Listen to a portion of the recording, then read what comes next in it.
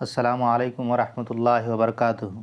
और दोस्तों, बीएसएससी सहायक उर्दू अनुवादक का जो रिज़ल्ट है वो आखिर अब तक जारी क्यों नहीं हो रहा।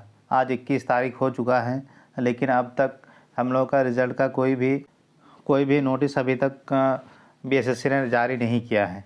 आखिर माजरा क्या है, रिज़ल्ट निकालने में इतनी ताख़ीर क्यों कर रही है, जबकि हम लोगों का रिज़ल्ट 2 फरवरी 2024 को फाइनली कंप्लीट हो चुका था। क्योंकि जब 2 तारीख को कंप्लीट हुआ था तभी उनको पता चला कि 4-5 सीटें और बच रही हैं, इसीलिए फिर से उन्होंने थर्ड काउंसलिंग का लिस्ट जारी किया है।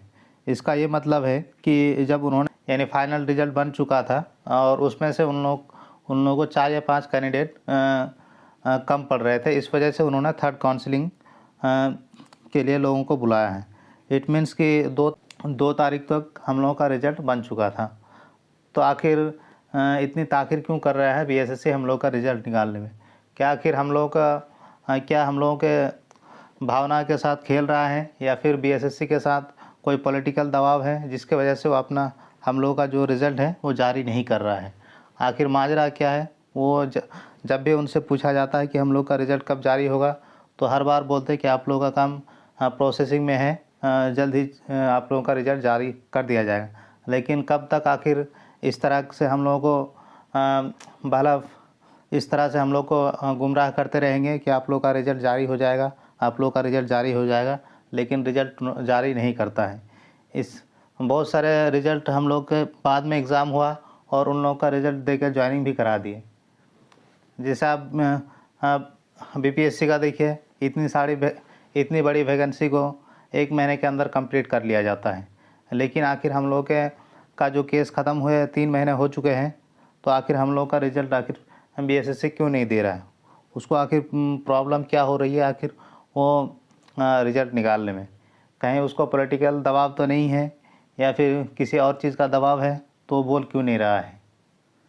जब बीपीएससी अपना रिज़ल्ट शाये करने के लिए ट्विटर में बता सकते हैं, तो बीएसएससी ट्विटर में क्यों नहीं बता सकते हैं? तो इन्हीं सब चीज़ों को देखकर बीएसएससी के जो काम करने के तरीका है, उसमें जो बीएसएससी का तरीका है उसमें हम लोग का संदेह जाता है कि वो आखिर कुछ ना कुछ हम लोगों को गुमराह करने की कोशिश कर रहा है, सिर्फ़ और सिर्फ हम लोगों के साथ छलावा करने की कोशिश कर रहा है। इसीलिए वो हम लोगों का जो है रिज़ल्ट अभी तक रोके रखा हुआ है। जब सब कुछ क्लियर हो चुका है, तो आखिर वो रिज़ल्ट रोके रखे हुए क्यों हैं? कल होके जब चुनी हुई सरकार है और अभी जब चुनी हुई सरकार है, तो वो हम लोगों का रिज़ल्ट नहीं शाये कर रहा है। कल होके जब आचार संहिता लग जाएगा, तो वो तो सीधे हाथ खड़े कर देंगे कि हम अभी तो कुछ कर ही नहीं सकते, क्योंकि जब तक हमें इलेक्शन कमीशन से परमिशन नहीं लेंगे, हम अपना जो है रिज़ल्ट जारी नहीं कर सकते हैं। तो तब तो आप सभी को पता है कि इलेक्शन कमीशन किसके इशारे पे काम करता है। जैसे उनको पता चलेगा कि ये सहायक उर्दू अनुवादक का रिज़ल्ट जारी करना है, तो इस पर ध्यान ही नहीं देंगे और इसका परमिशन कभी देंगे ही नहीं। तो इसीलिए हम सभी लोगों को अभी जाग जाना चाहिए और बीएसएससी ऑफिस में एक बार सभी लोगों को जाकर उनसे बीएसएससी में मुतालबा करना चाहिए कि हम लोग का रिज़ल्ट में आखिर क्यों ताख़ीर कर रहे हैं। जब सब क्लियर है तो हम लोग का रिज़ल्ट जारी क्यों नहीं कर रहे हैं? अरे भाई, इतना कितना देर इसको रोक के रखेंगे?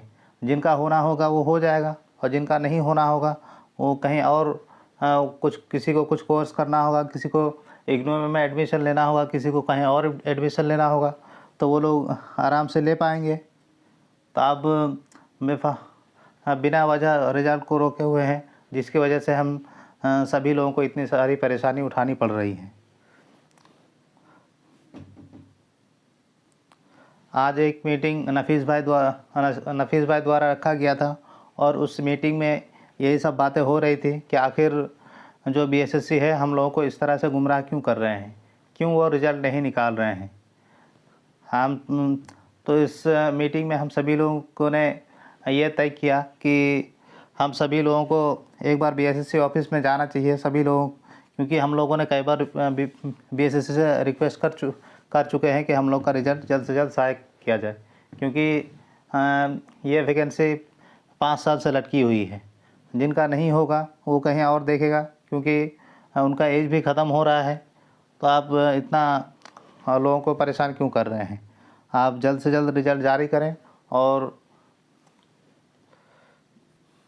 इसीलिए मीटिंग में सभी लोगों की सहमति से ये फ़ैसला लिया गया है कि हम सभी लोगों को आयोग के दफ़्तर में जाना चाहिए और वहाँ जाकर बीएसएससी से पूछना चाहिए कि आखिर वो हम लोगों का रिज़ल्ट क्यों नहीं निकाल रहा है। अगर वो सही से इस चीज़ को बता रहे हैं तो हमारा रिज़ल्ट है वो कल निकलेगा या परसों निकलेगा, क्योंकि जब बीपीएससी अपने रिज़ल्ट का अनाउंस पहले ट्विटर पर कर सकते हैं तो बीएसएससी को भी करना ही चाहिए।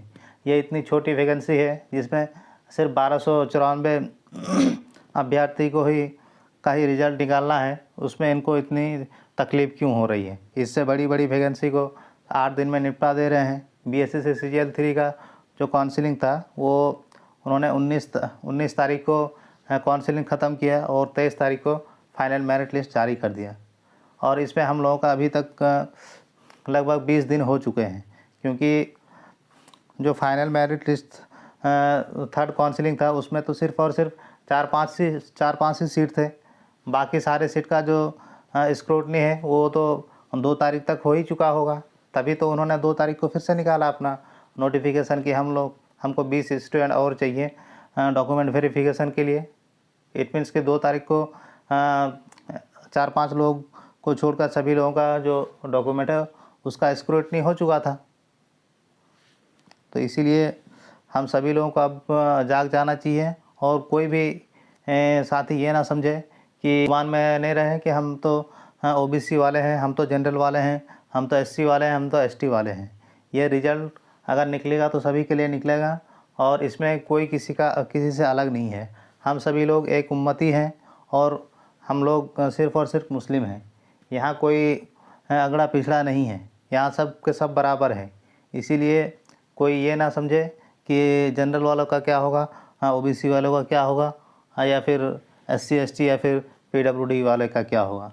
हम सभी लोगों का ये रिज़ल्ट निकलेगा तो ये हम सभी लोगों के लिए बेहतर होगा। तो इसीलिए हम सभी लोगों को पटना चलकर हम बीएसएससी ऑफिस में दबाव डालना है कि आखिर वो बताएं कि कहीं कोई पॉलिटिकल तो दबाव नहीं है। अगर पॉलिटिकल दबाव है तो वो हमें बताएं। सरकार वोट हमसे लेगी और हमारे रिज़ल्ट को इस तरह से लटका के रखेगी, इसका क्या मतलब है? हम सभी लोग पटना जाएंगे और जाकर बीएसएससी पे दबाव डालेंगे और उनसे रिक्वेस्ट करेंगे कि हम लोग का जो रिज़ल्ट है वो जल्द से जल्द सहायक किया जाए। कुछ नेगेटिव लोग हैं जो हम लोगों के जो रास्ते हैं उन पर कांटा बन रहे हैं, जो खुद तो पैसे कमा रहे हैं 40,000 रुपया महीना, और हम लोगों को हमेशा ये बात बोलते रहते कि रुकिए। हम सभी लोगों को अपने हक़ के लिए लड़ना पड़ेगा और जब तक आप लड़ेंगे नहीं तब तक आपको हक़ नहीं मिलेगा। ये आप लिख के ले लीजिए, क्योंकि आप सभी लोग पॉलिटिकल में देख ही रहे हैं। बिहार में हम सब लोगों का जो हमारे मुस्लिम कौम का जो आबादी है लगभग 17% है, लेकिन अभी जैसे राज्यसभा का नाम अनाउंस किया गया, नए लोगों को तो दिया नहीं गया, लेकिन जो भी पुराने लोग थे राज्यसभा में मुस्लिम तबके से उन लोगों का भी टिकट काट लिया गया है। इसीलिए आप लोग समझिए, जब तक आप अपने हक़ के लिए नहीं लड़ेंगे, आपस में लड़ते रहेंगे, तब तक हम लोगों को कोई हक़ नहीं मिलने वाला है। हम लोग आपस में लड़ना बंद करें तभी हम लोगों का कुछ हासिल होगा, वरना इसी तरह से हम लोगों को लोग यूज़ करते रहेंगे, पॉलिटिकल लोग यूज़ करते रहेंगे, एग्जीक्यूटिव लोग यूज़ करते रहेंगे और सब इसी तरह से सब लोग हम लोगों को यूज़ करते रहेंगे।